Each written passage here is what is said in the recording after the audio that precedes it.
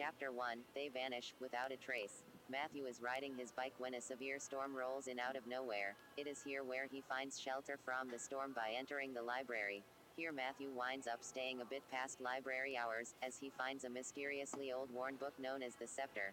It is this book that seems to put him in a trance as he reads from its pages. After spending about 2 hours in the library, a middle-aged man approaches the boy telling him the library is closing.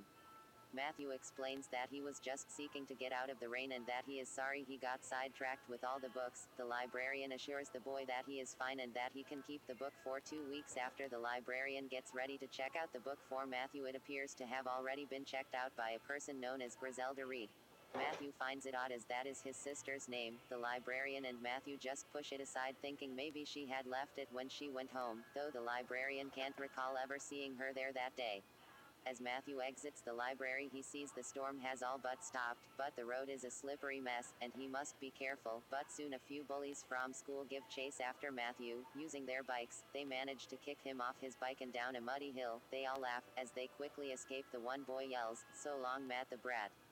Matthew returns home with his wrecked bike, managing to hide it inside the garage, under a sheet. He then runs up the stairs and into his room, as he continues to read the mysterious book. When his sister Griselda walks in the room, she teases him about telling Dad and Mom about Matt's bike, as she's seen him hiding it earlier. Matt asks Griselda if the book he is reading belongs to her. She implies she never saw it, but her friend might be to blame, as she likes teasing Griselda. Matthew, thinking she is teasing, throws a stuffed bear at her and slams the door shut. Later that night, Matthew falls asleep on the book, and its pages begin to glow with a greenish hue, as sweat begins pouring from his brow and onto its pages, awakening something from within the book. Hearing a whisper calling his name, Matthew awakens and puts the book under his pillow, as he climbs on the top bunk just below his sister, as he goes back to bed. The next day, Matthew is awakened by his angry mother. "You're going to miss your bus," she yells as she shakes him awake. Matthew groggily picks up his pillow to get the book, only to find it missing. He looks below his bunk for Griselda, soon asking his mom where she had went. His mother responds she is downstairs eating cereal, and he quickly rushes downstairs to see that his sister is in fact reading the book. "Give that back," Matthew demands. "What for?" "I'm just looking at your book," replies Griselda. Matthew snatches away the book from her hands. As Matthew touches the pages of the book, he notices the pages are sticky with peanut butter, and stained with purple raspberry jelly. "Mom, look what she did to my library book," says an angered Matthew.